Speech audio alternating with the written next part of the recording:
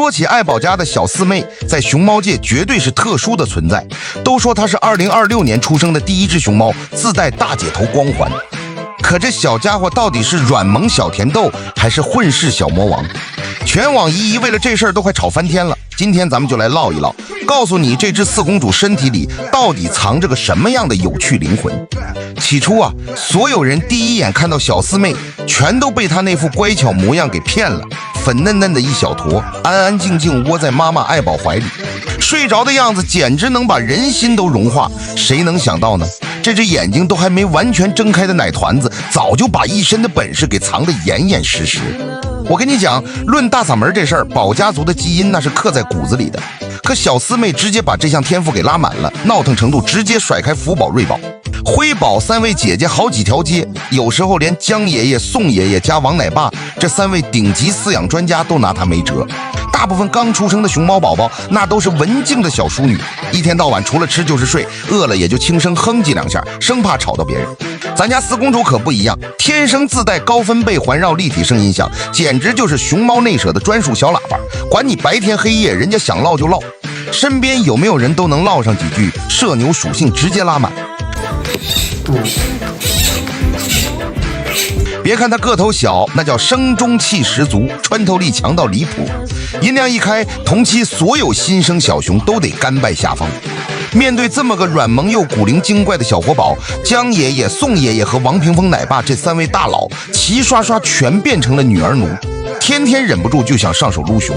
这才诞生了无数经典的偷娃名场面。小四妹刚出生没多久，王屏风奶爸就秀了一手祖传偷娃绝技，那动作叫一个快准狠，稳稳当当就把娃抱走体检去了。后来江爷爷也想试试，第一次动手那叫一个紧张，隔着屏幕都能感觉到他那颗忐忑的心。最有意思的还得是妈妈爱宝的心态变化，一开始护崽护的那叫一个紧，谁靠近都得被他瞪两眼。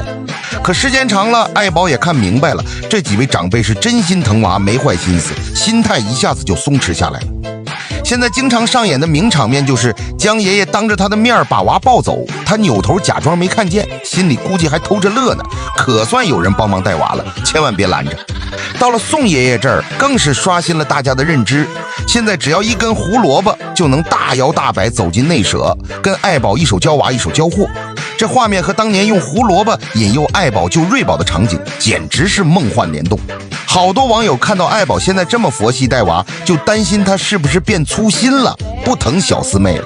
但凡是认真追视频的一亿都知道，爱宝永远是那个无可挑剔的熊猫妈妈。月子里为了守护小四妹，她宁可自己饿着肚子，哪怕是造青团也要把幼崽叼着，甚至走出了3条腿跛行的感人场面。现在小四妹长大了，她选择适度放手，这恰恰是熊妈妈独有的育儿智慧，根本不是什么粗心。伴随着小四妹一路成长，真正让小四妹在熊猫圈一战封神的是她那千变万化的嗓音，说她是个行走的音效包都不过分。普通小熊的奶音从头到尾就是个单音节的嘤嘤嘤，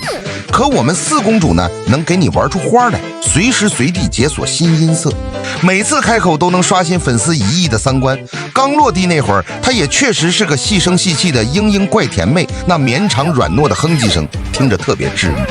结果呢，因为王屏风奶爸的例行体检，一套流程下来挺费时间，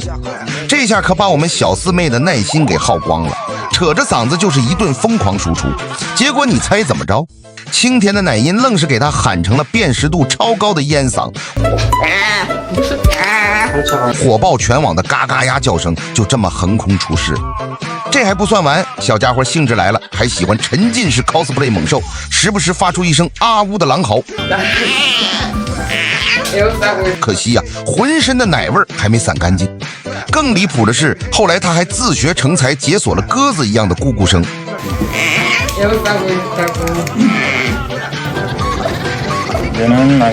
爷爷们分析，8成是他叫了半天没人搭理，心里不爽，就研发出了新叫声来表达情绪。这下熊猫界行走音效包的称号算是彻底坐实了。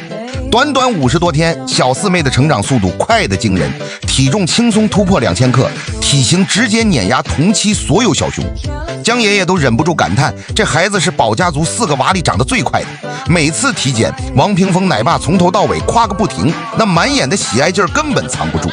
从一个粉色的小肉球长成现在沉甸甸的实心小胖墩儿，小四妹这一路走来，收获了所有人毫无保留的偏爱。